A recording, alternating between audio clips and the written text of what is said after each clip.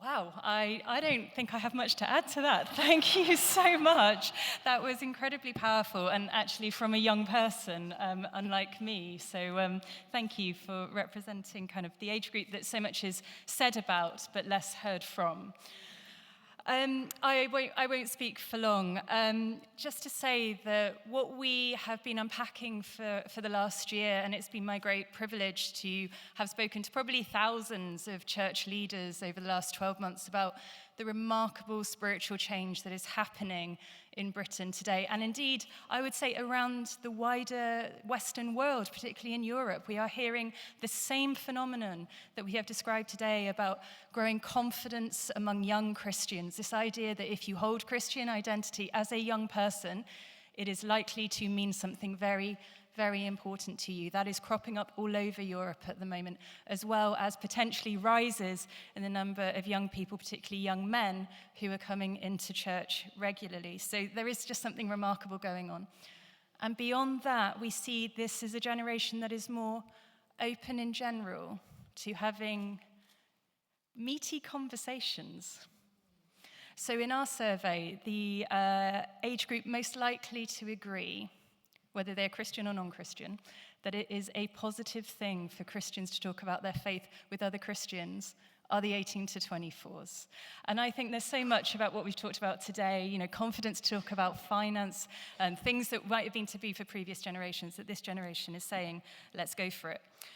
I want to zoom out a little bit in my minute or so to say, when we're asking why are young people coming into church, why do they want to give, I wonder if one of the things is that church going is good for you.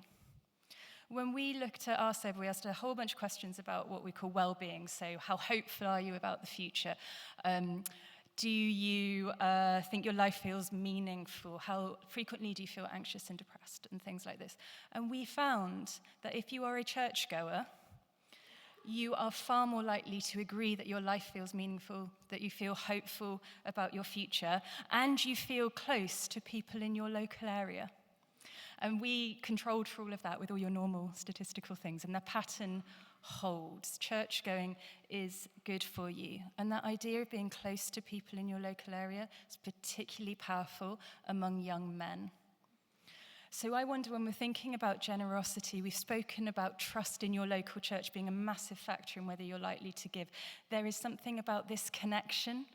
There's something about connection to my local place that really matters there. We've already heard from Xenia about Pathways In, that there is a group of people who are having dreams. They're coming in with almost like a feeling that they need to turn up, or a naivety.